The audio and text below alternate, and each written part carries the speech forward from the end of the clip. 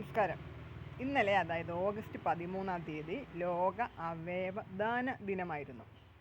കൊല്ലം ആശ്രാമം മാരിയമ്മൻ കോവിലിന് സമീപമുള്ള അദ്വൈതം എന്ന വീട്ടിൽ താമസിക്കുന്ന സജീവിൻ്റെ ഭാര്യ ലീനയ്ക്ക് മസ്തിഷ്ക മരണം സംഭവിച്ചത് 2018 ഏപ്രിൽ 12-നായിരുന്നു.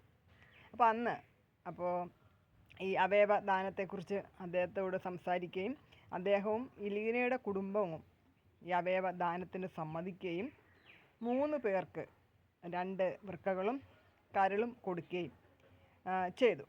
അപ്പോൾ അന്ന് മുതൽ ഇന്ന് വരെ, അപ്പോൾ ഇന്നലെ ലീനയുടെ ഓർമ്മ ദിവസമായിരുന്നു. അപ്പോൾ അന്ന് മുതൽ ഇന്ന് വരെ ഈ ലീനയുടെ ഓർമ്മ ദിവസങ്ങളൊക്കെയും ഈ 3 പേരും സജീവിൻ്റെ വീട്ടിലെത്തുകയും എന്ന് മാത്രമല്ല മറ്റ് പ്രധാന ചടങ്ങുകളിലൊക്കെ തന്നെയും ഇവർ സജീവിൻ്റെ വീട്ടിൽ വരികയും ഒക്കെ ചെയ്യുന്നുണ്ട്. അപ്പോൾ എത്ര നല്ലൊരു കാര്യമാണ്. അപ്പോൾ ഈ 3 പേരിലൂടെ സജീവ് തൻ്റെ ഭാര്യയുടെ ആ ഒരു തുടിപ്പ്, ജീവൻ്റെ തുടിപ്പ്, അല്ലെങ്കിൽ ഭാര്യയുടെ ഒരു സാമീപ്യം അനുഭവിക്കുകയാണ്. മരിച്ച 6 വർഷം കഴിഞ്ഞിട്ടും ഈ 3 പേരിലൂടെ, അവരിൽ ഓരോരുത്തരിലൂടെയും തൻ്റെ ഭാര്യയുടെ സാമീപ്യം ഈ സജീവ് അനുഭവിക്കുന്നത് അതൊരു ഭാഗ്യം തന്നെയാണല്ലേ. അപ്പോൾ ഒന്നൊരു പക്ഷേ അന്ന് മസ്തിഷ്ക മരണം സംഭവിച്ചു. സ്വാഭാവികമായിട്ടും ഏതൊരു ശരീരവും അടക്കം ചെയ്യപ്പെടുന്ന പോലെ ആ ശരീരം അടക്കം ചെയ്യപ്പെടുന്നു. ഒന്നുമില്ല, അതന്നേരം അവിടെ കത്തി കരിഞ്ഞ് ആ ശരീരം പോകുന്നു, അവയവങ്ങളും മൊത്തം പോകുന്നു. സ്വാഭാവികമായിട്ടും നമ്മളെല്ലാവരും അങ്ങനെ തന്നെയാണല്ലോ അല്ലേ. അപ്പോൾ ഈ പ്രവർത്തന നിരതമായ ഈ അവയവങ്ങൾ മറ്റുള്ളവരിലേക്ക് കൊടുക്കാൻ ആ ലീനയുടെ ബന്ധുക്കൾ കാണിച്ച ആ ഒരു മനസ്സെന്ന് പറയുന്നത് വളരെ വലുതാണ്.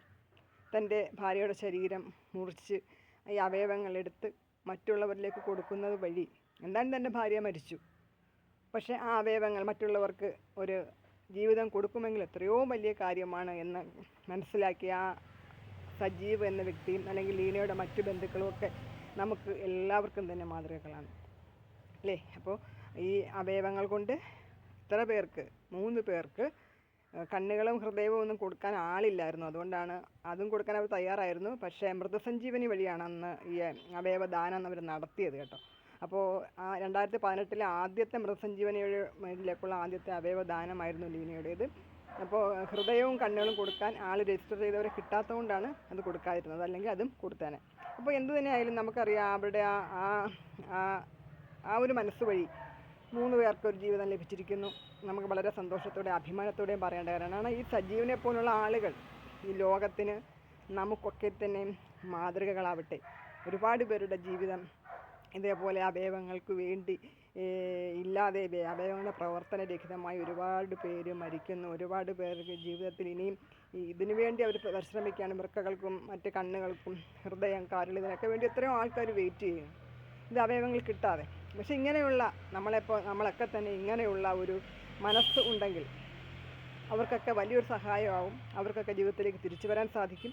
അപ്പോൾ സജീവനെ പോലെയുള്ള ആളുകൾ ഇനിയും സമൂഹത്തിൽ വളർന്നു വരട്ടെ എന്ന് നമുക്ക് ഈശ്വരനോട് പ്രാർത്ഥിക്കാം. മാത്രമല്ല സജീവിനൊക്കെ നമ്മൾ അങ്ങേയറ്റത്തെ ആ ഒരു ബഹുമാനത്തോടു കൂടി വളരെ നല്ലൊരു സല്യൂട്ട് കൊടുക്കേണ്ട വളരെ ആവശ്യമുള്ള കാര്യമാണ് കേട്ടോ. അപ്പോൾ ബൈ.